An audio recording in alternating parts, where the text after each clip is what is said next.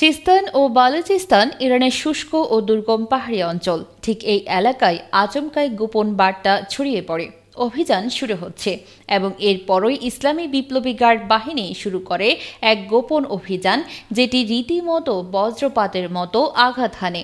মাত্র 2 সপ্তাহের ব্যবধানে ধরা পড়ে 50 জন সন্দেহভাজন মোসাদ এজেন্ট।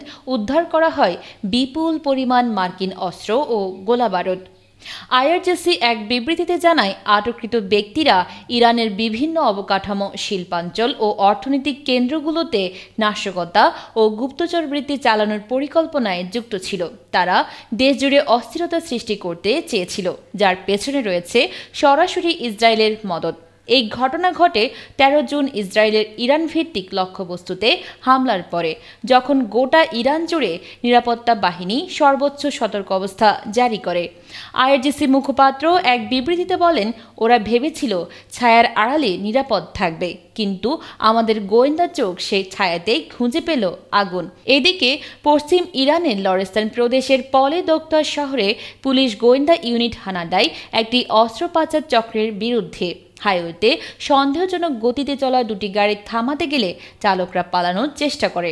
পুলিশ পাল্টা গুলি চালিয়ে গাড়ি থামাতে সক্ষম হয় এবং আটক করে 3 জন চক্র সদস্যকে। চমক আসে এরপর। গাড়িগুলো তল্লাশি করে পাওয়া যায় 22,000-এরও বেশি কালাশনিকভ রাইফেলের গুলি। ব্রিগেডিয়ার জেনারেল ইয়াহিয়া এলাহি জানান, এই অস্ত্রগুলো পশ্চিমাঞ্চল থেকে দক্ষিণাঞ্চলে পাচারের পরিকল্পনা ছিল এবং এটি একটি বড় আন্তর্জাতিক চক্রের অংশ। তিনি বলেন, আমরা এখন চক্রটির মূল শিকড় খুঁজে বের করার চেষ্টা করছি। ইরানের বিচার বিভাগের মুখপাত্র এক প্রেস কনফারেন্সে বলেন, ইসরায়েল আমাদের দেশে বিশৃঙ্খলা তৈরি ও নিরাপত্তা ব্যবস্থা ভেঙে দেওয়ার জন্য একটি বিস্তৃত গুপ্তচর নেটওয়ার্ক গড়ে তুলেছিল।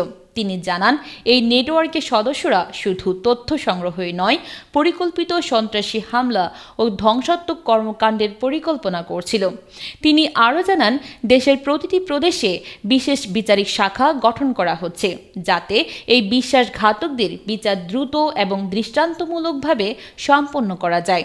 এর পাশাপাশি ইসরায়েল সংযুক্ত ভার্চুয়াল অ্যাকাউন্টগুলোর উপরও নজরদারি বৃদ্ধি করা হয়েছে।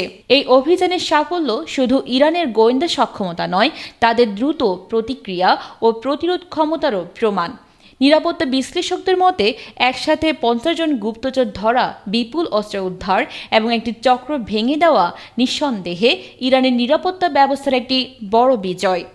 বিশ্লেষকদের মতে, এটি সিনেমার চেয়েও বেশি নাটকীয় এক বাস্তবতা, যেখানে প্রতিটি পদক্ষেপ নিখুঁত আর প্রতিটি সিদ্ধান্ত সাহসিকতায় পূর্ণ।